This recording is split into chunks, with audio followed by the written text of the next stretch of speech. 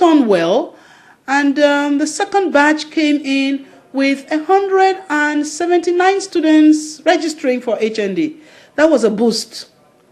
And from that boost, we were so proud to have the fourth batch where we're having 700 students.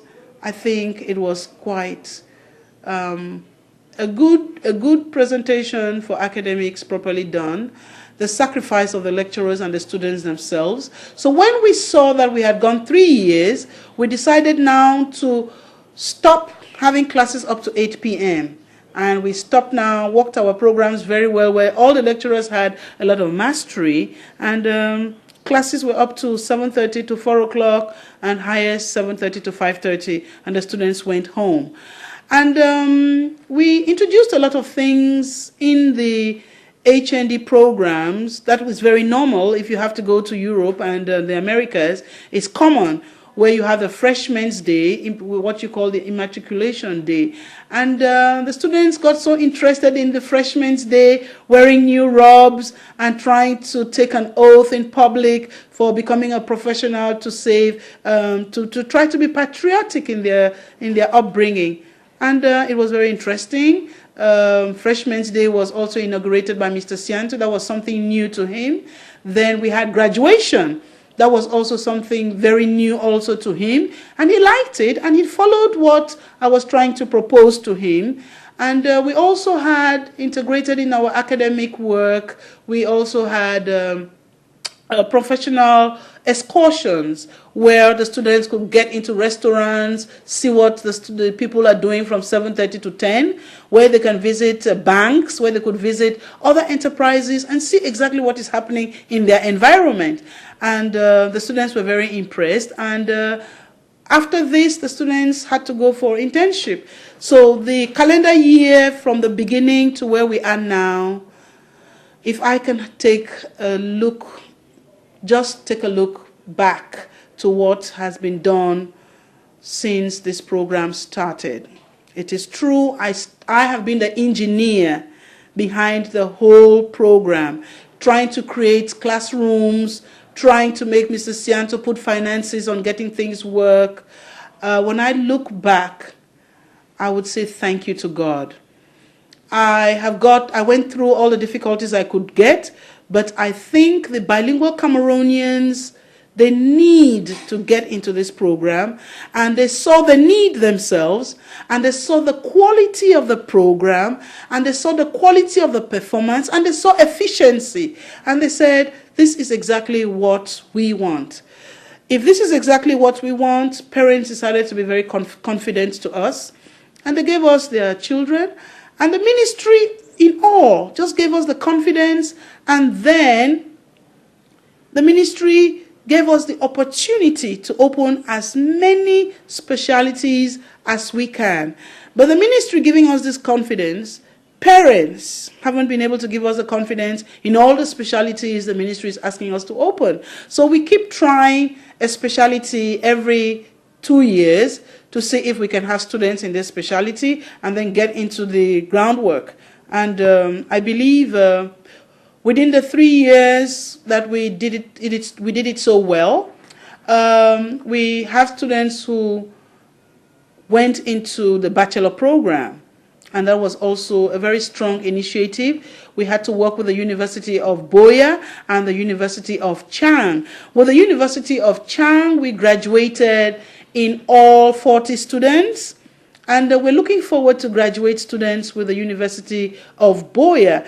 And that gives us a big applause, because it wasn't really easy trying to fit in these programs into the complex and the administration. We found it very, very difficult. But as time runs through, everybody is trying to understand exactly what the Anglophones or the bilingual Cameroonians are supposed to do in Sianto. And it is also a very important part for the Anglophones and bilingual Cameroonians schooling in the city. You know, we're in the city, you're bound to speak French, you're bound to speak English, you're bound to speak other languages.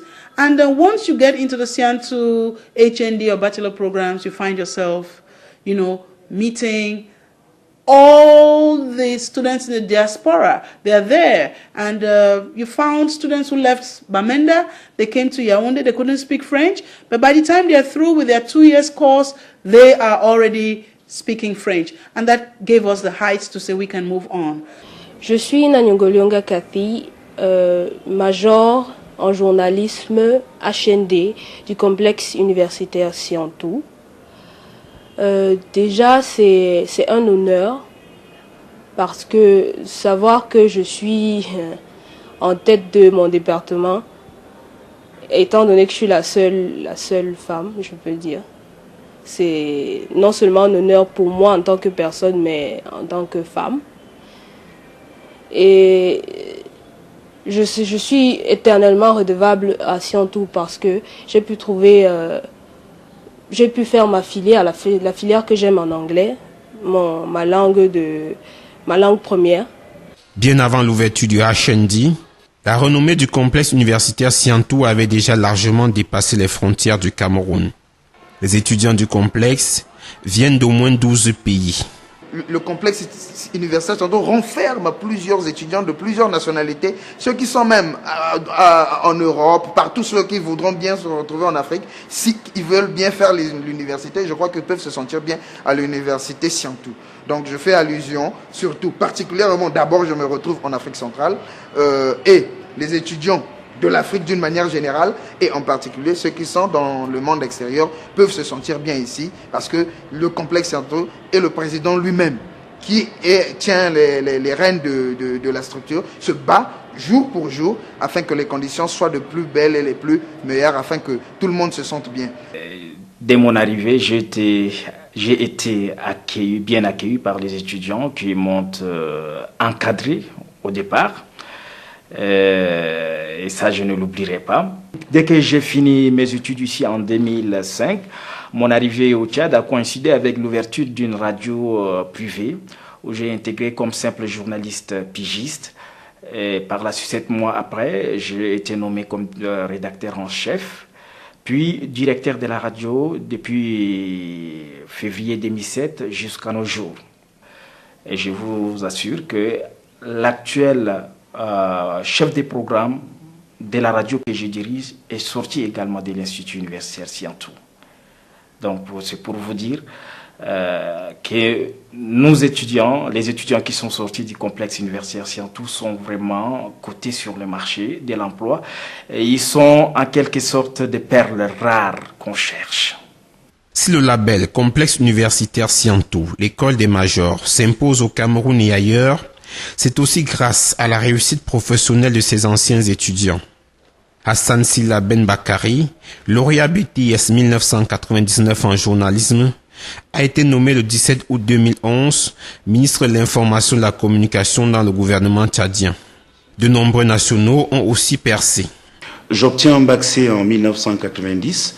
Je m'inscris à l'université de Yaoundé en option mathématiques et au bout de 2 ans, de manière intuitive, je me sens plutôt orienté vers les métiers de la communication parce que parallèlement, j'anime sur Yaoundé FM 94 entre 91 et 93. Je suis DJ en matinée des jeunes à la Sansa Night Club et avec des amis comme Yves Dembella, nous organisons des événementiels et j'ai l'opportunité de voir le Cameroun avoir un tout premier BTS en communication des entreprises. Je m'inscris en première année en 1994 à l'Institut supérieur Samba et en 1995 lors d'une rencontre avec le promoteur M. Siantou Lucien qui nous dit qu'il ouvre en 95 une première et une deuxième année et qu'il a besoin des hommes à très forte expérience pour l'accompagner dans ce projet. Je viens donc plutôt m'inscrire à l'Institut supérieur Siantou en 1995 où je passe ma deuxième année de 1995 à 1995 de BTS en communication d'entreprise. Et la formation que j'ai acquise ici, donnée par des professionnels de qualité, m'a permis tout de suite d'avoir une approche très opérationnelle et conceptuelle de mon travail et de m'adapter aux outils de l'heure. Ok, j'obtiens mon BTS en communication des entreprises en 1996. Une année avant, je suis admis comme stagiaire dans le cabinet conseil en communication Idéneuve Corporate Group de Jean-Claude Bilana, où j'ai pour camarade et confrère Christian Ovono, qui aujourd'hui est responsable régional de la TAC, Tôle et Acier du Cameroun de Yaoundé, et qui est également un ancien de cet institut. Et un an après, je pars du cabinet Idéneuve pour aller officier comme responsable publicitaire pour la région du Grand Nord aux brasseries du Cameroun. Et je puis avouer que ma formation ici aura été d'un apport indéniable lors des entretiens d'embauche, parce que j'étais en compétition avec des candidats à très forte expérience qui venaient d'horizons divers. Mais tout de suite, les responsables des brasseries du Cameroun qui nous ont fait l'entretien ont ressenti qu'il y avait une dimension spécifique au niveau de ma formation et qu'elle était un peu plus opérationnelle. Parce que tout de suite, je leur proposais des outils, je leur proposais des solutions probables par rapport à l'éventualité de mon insertion dans leur entreprise. J'occupe donc le poste de responsable publicitaire pour le Grand Nord de 1997 à 2002. Et à la suite d'une opportunité offerte par MTN Cameroun qui recrutait des attachés commerciaux, je suis recruté comme dealer sales exécutif, donc cadre commercial et affecté à Yaoundé en mai 2002. Et tout de suite, mon directeur marketing de cette époque, qui s'appelait Jean-Simon Gagnon, décèle en moi des aptitudes en tout ce qui est inhérent à l'organisation, à l'événementiel, au merchandising. Et une année après, il me mute comme Regional Marketing Coordinator, c'est-à-dire responsable régional marketing pour le centre, sud et l'est. Là, nous sommes en 2003. Et 2 ans après, je suis promu directeur régional de MTN Cameroun pour le Grand Nord. Poste que j'occupe tour à tour au Grand Nord, comme je vous l'ai dit, dans la région du littoral et du sud-ouest, et actuellement dans la région de l'ouest et du nord-ouest. Et j'ai entrepris, en passant, de refaire une licence en marketing et un master en administration des entreprises de l'Institut des administrations des entreprises de l'Université de Poitiers. Et à l'instant, je suis inscrit à l'école doctorale de Poitiers, où je commencerai probablement des premiers séminaires en septembre 2011. Je me suis inscrit en filière marketing opérationnel du cycle master de Sciences supérieures en octobre 1998. Donc nous avons effectivement commencé les cours. Nous n'étions pas nombreux, nous étions, je crois, 4 ou 5.